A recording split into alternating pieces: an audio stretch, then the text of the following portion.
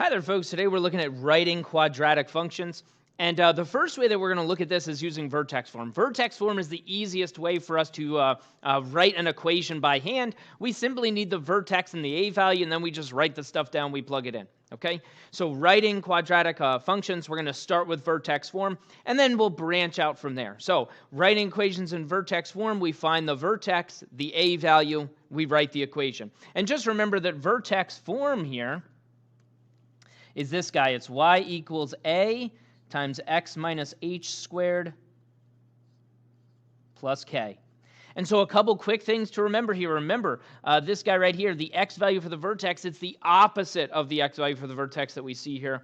But then the k value, the y value for the vertex is written exactly the way it's supposed to be. Okay? So just remember that minus sign. When we see a minus sign in a formula, it's the opposite of that value. Okay? And then the a value goes out front. For example, if I look at something like this guy, so here if I'm just given the vertex and the a value, I want to write the equation in vertex form. And so if I want to write this in vertex form, I just use my format and I say, okay, y equals a times x minus h squared plus k. And I plug in what I know. I say, oh, the a value is in -2. And now h, that's the x value for the vertex. Remember, the vertex is hk, but I don't want h, I want the opposite of h. So if h is a 2, I'm going to do a -2. And then the k value, instead of a plus 4, it's a -4 because the k value is a -4. That one stays exactly the way it's supposed to be. Okay? And that's it. If I look at the next one, same kind of thing. I want to plug it into this format, y equals a times x minus h squared plus k. And again, that minus sign acts like an opposite sign, and so I start plugging away here. I say, okay, the a value is a 1/2. X, my hk is right here. H is a -3, k is a +2. But remember, in the formula, I do the opposite of h, so I'm going to do a +3 here. And then the k value, that just stays the way it's supposed to be, so +2. And that's it. If I look at the next one, again, this one is in standard form. I want to write it in vertex form. And so once again, if I want to write this thing in vertex form, I need two things. I need the vertex, and I need the a value.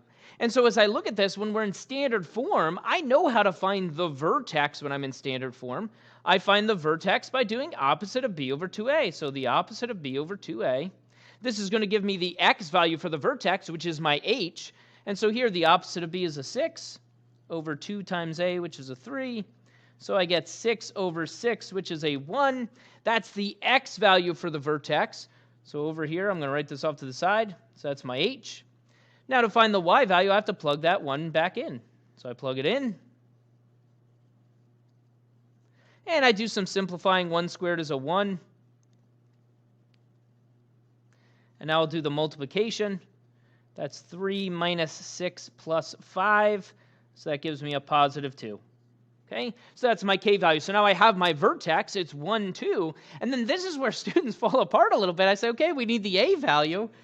And they start doing crazy things like trying to take that opposite of b over 2a and figure out what b is. And look at the opposite of b over 2a. You already identified a, right? It was over 2a. You plugged a 3 in for a. That's the a value. Remember, the a value in standard form and the a value in vertex form are literally the same a value. The a value is a 3.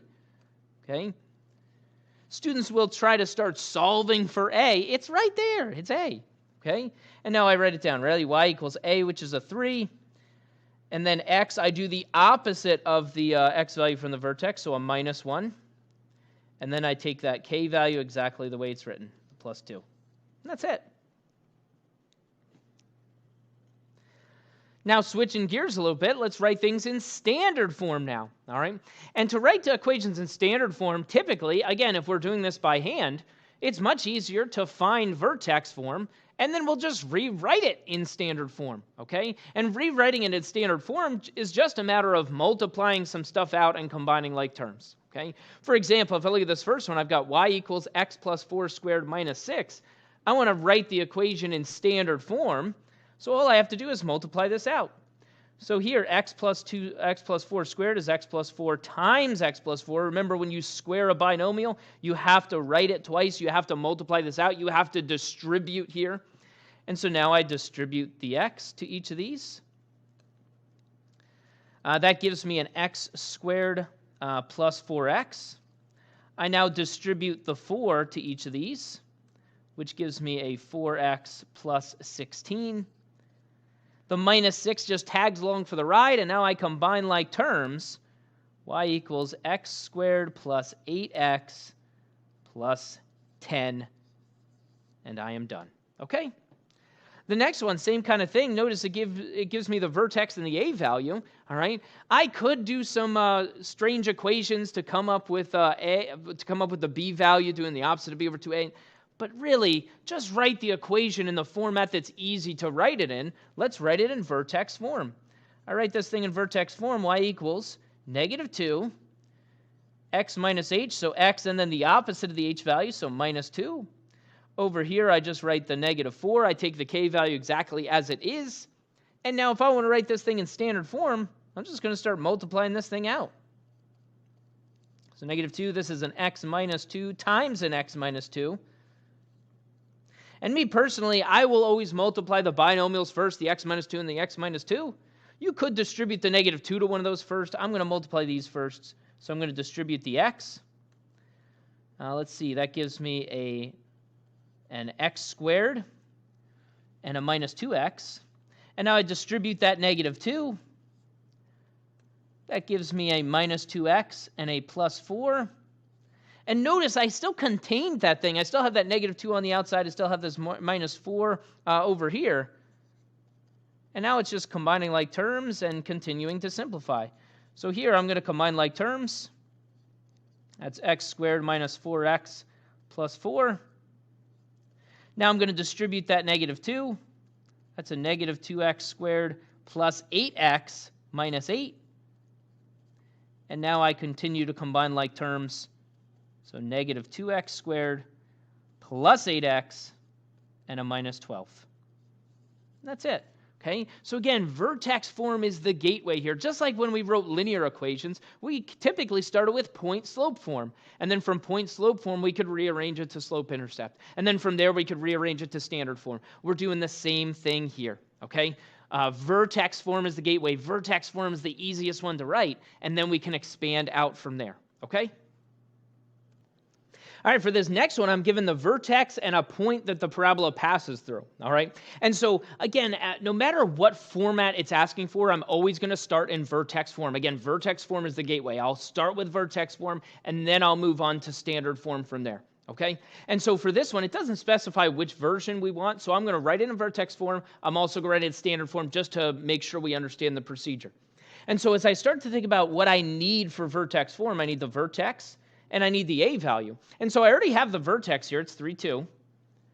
But now it also asks for the a value, and I'm not directly given the a value for this time. What I have and what I'm given is the vertex, which is hk, so I'll mark that as hk.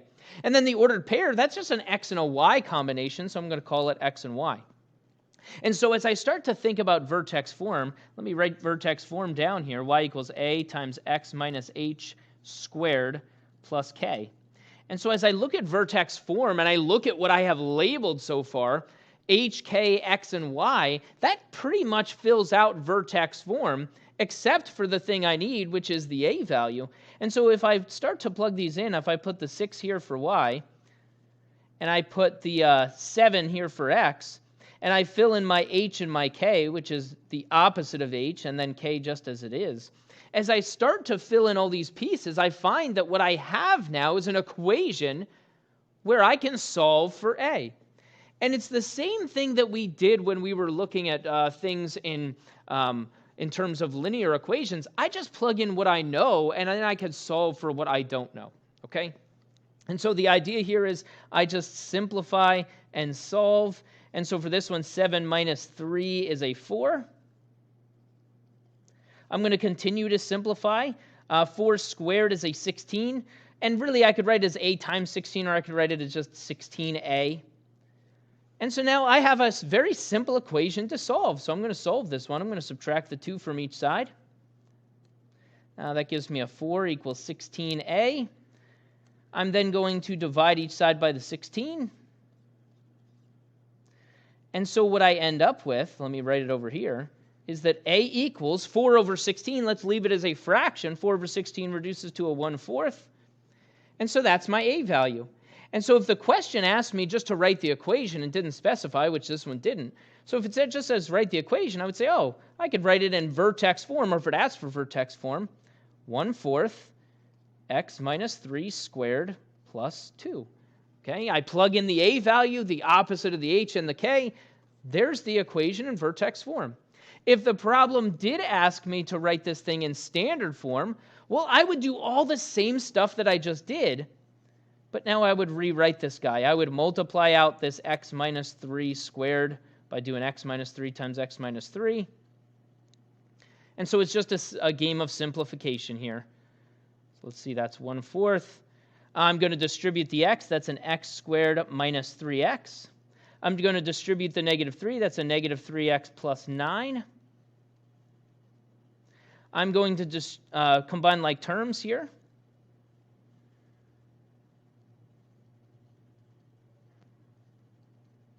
And now I'll distribute that 1/4. And this is going to give me a 6/4. I could reduce in the next step here. This is going to give me a 9/4. And then plus 2, I might as well go ahead and get common denominators. That's 8/4.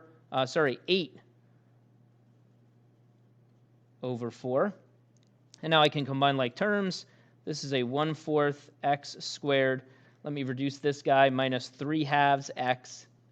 And then right here, plus 17/4. And that's it. And yeah, it's a little ugly because of the fraction in there, all right? This one would be much more useful in vertex form, okay? And so if I was asking for the equation here and it didn't specify, this is by far the better format for this particular example, okay? If I look at the next one, same kind of thing. I've got the vertex and a point.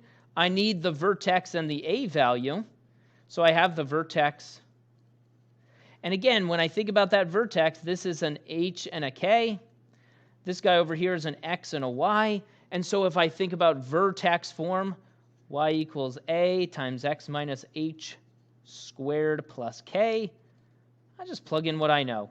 I've got a Y value of negative 10. I've got an A value that I don't know. I've got an X value of negative 6. I've got the opposite of H to be a plus 4. And I've got the K as a minus 2. And now I simplify. I simplify and solve for A. Let's see, that's a negative 2 squared minus 2. Negative 2 squared is a positive 4, so just be really careful with your signs there. The parentheses that we use become really important here. And I'm going to add that 2 to each side.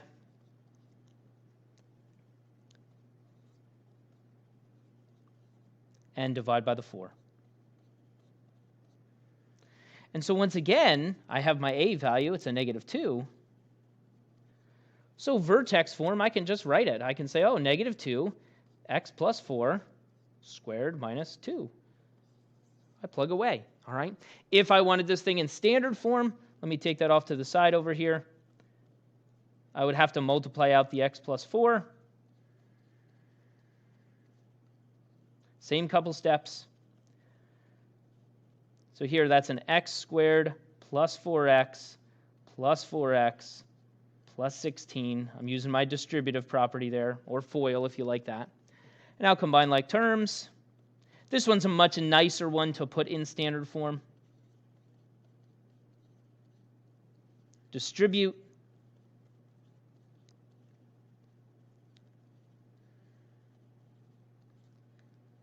And now combine more like terms.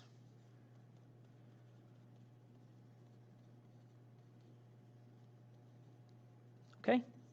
So again, we start with vertex form. If we don't have the A value, we find the A value. Find the vertex, find the A value, write it in vertex form, and then we can go to standard form from there. All right, and these next couple are the ones where we'll actually go right to standard form. So typically, again, when we're writing these by hand, we'll go to vertex form and then convert to standard form from there. But we'll go right to standard form if none of the points that are given are the vertex. If we're given like 3 random ordered pairs from the parabola, then we'll go right to standard form, and we'll actually use a graphing calculator or a computer to do this for us. All right. In this one, I'm going to show you this on the TI graphing calculator. And again, we'll always use the calculator to go right to standard form. And basically, all we're going to do is find A, B, and C, and the calculator is going to do that for us, okay? You do need at least 3 ordered pairs, so if we're given at least 3 ordered pairs, we can do the equation of this thing. And we're going to do this through the use of quadratic regressions. If you remember linear regressions were for giving us kind of estimates, like lines of best fit for these things. But if we had exact points that formed an exact line and we did a linear regression, it would give us the exact equation of the line, because that's the best line it can come up with, is the exact line. And so if we're given ordered pairs that are on an exact parabola, well, then the quadratic regression is going to give us the exact equation of that parabola, all right? We'll still use it when we're trying to find parabolas that are estimates of some data, and we'll do one of those in a few minutes. But if we have exact points, it's going to give us the exact equation. And so if I look at this first one, it says a parabola contains the points 0, 0, -1, -2, and 1, 6. And I'm just going to go to my calculator here. So I bring up my graphing calculator. And from here, I go to the stat menu. There's that little button that says stat on it. I'm going to edit the information that's in the calculator, so I hit enter. And now remember, I have this list 1, list 2. I'm going to basically take my ordered pairs and punch them in as an XY chart. And so if I kind of start doing this, I'm going to punch in my X values, 0, -1, and 1. And now when I go to my second column, I just match up the ordered pair. It was 0, 0, -1, -2, and 1, 6. Okay? And so I have the 3 ordered pairs, but I have them in an XY chart, essentially. All right? Now from here, remember, I want to go back to the stat menu. So I go over to stat. Now that I have the information and I want to go over to calculate, and instead of doing a linear regression, I want to do a quadratic regression. So I go down to number 5. It says quad reg. And then on the older calculators, it'll just ask you to hit enter again. On the newer TIs, it'll say, hey, do you have X's in list 1 and Y's in list 2? And you have to scroll down and hit calculate. But here I just hit enter again, and it just spits out A is this, B is this, C is this. And it's in the format Y equals AX squared plus BX plus C. Okay? And so here it is. A is 2, B is 4. And C is 0. And again, that was in the format Y equals AX squared plus BX plus C. So that's 2X squared plus 4X plus 0. Of course, I don't need to write the 0. When I add a 0 on the end, it doesn't do anything. So here's the equation of my parabola. And that's it. Okay? Next one, same kind of thing. I'm going to go to my calculator. I'm going to go to the stat menu. Let me clear this guy out. So I go stat, edit. Make sure that when you remove these values, you delete the individual values like I'm doing, hitting delete. Or you can go up and highlight L1 and hit clear, but do not hit the delete button. You hit clear, it looks like nothing happened, but as soon as you go back down into the list, it'll be gone. Okay? Do not hit delete when you have L1 or L2 highlighted, or you will no longer have that list and it messes stuff up. Okay? So now let me punch these ordered pairs in. So let's see, I've got 1, -1, and 2 for my X values. And again, I just punch in the X values, and now the Y values that go with those, 1, 4. I typed in a -4 here instead of a -1. So -1, 6, and then 2, 9. Okay, so I have my ordered pairs punched into this XY chart. I go to stat, over to calculate, down to quadratic regression. And again, I make it calculated, spits out A is 2, B is -1, and C is 3.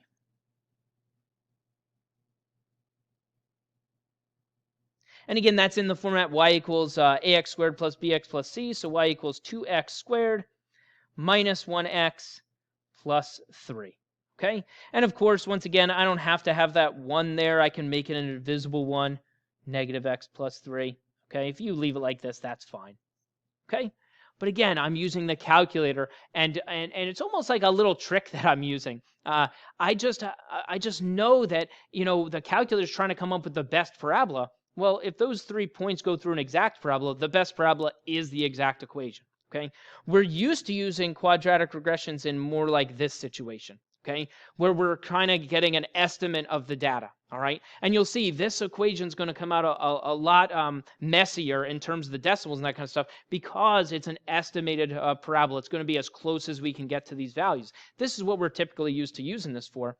The first thing you'll notice here is we have to readjust time, almost like we're doing military time, 10, 12. This would be 14, 16, 18, and this one would be 24. And then we'd go beyond military time. If this kept going, we'd have to do like 26, 28. All right, I can't kind of recycle those X values when I'm plotting them in algebra, okay? And then the temperatures, and again, we're going to do this on the calculator. So on my calculator, let me clear this guy out. Let me go back to the stat menu, edit. And now once again, let me delete these guys. Delete these guys. And now let me punch these in. I'm going to punch in my X values.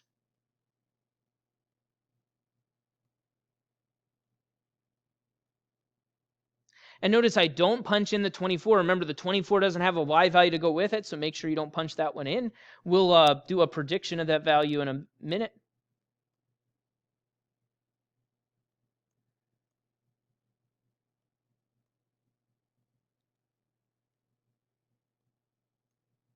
Okay, so now I have the, oh, I clearly missed one here. I missed the 78. So now everything's messed up. There we go. Now everything's lined up. Now it looks good. And so I have all my information punched into the calculator. So now I go to the stat menu.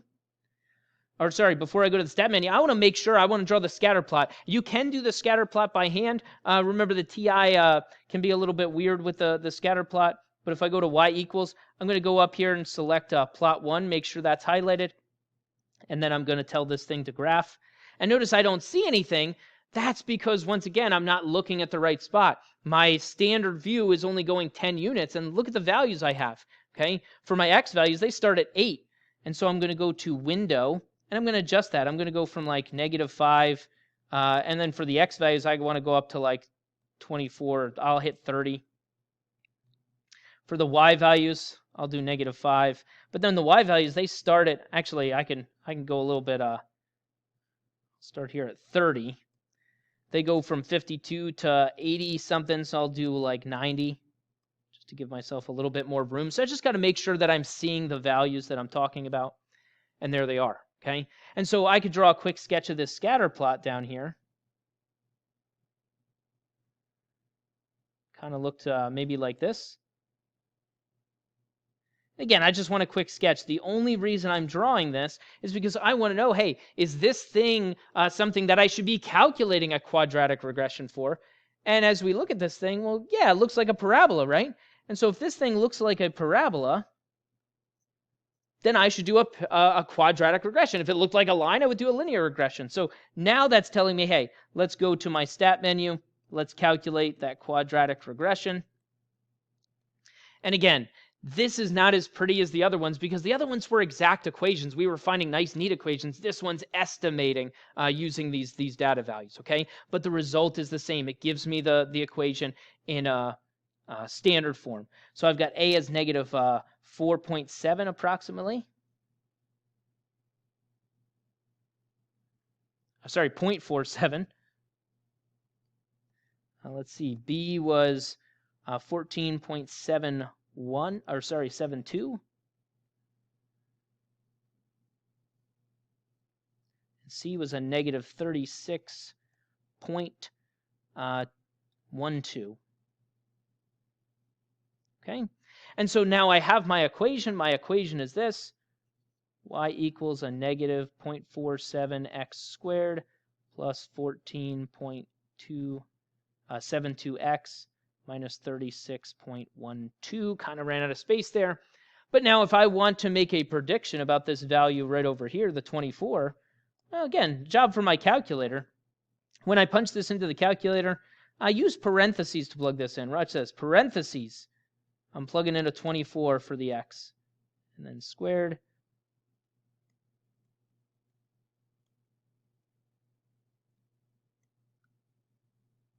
Oh, I just punched in x like a crazy person.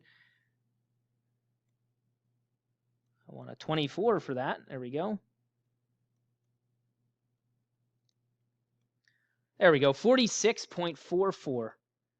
And again, we're predicting the temperature here, 46.44 degrees, which makes sense. It should be cold around midnight. Okay.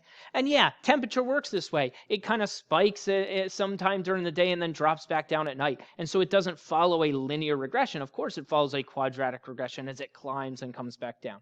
Okay. So again, writing equations, these things in when we're writing by hand, we want to go to vertex form. Find the vertex, find the a value, plug it in. From there, we can get standard form by multiplying it out and combining like terms. And the only time we'll go right to standard form is when we're using the calculator to calculate these things. And that's when we're given 3 or more points from the parabola. Okay?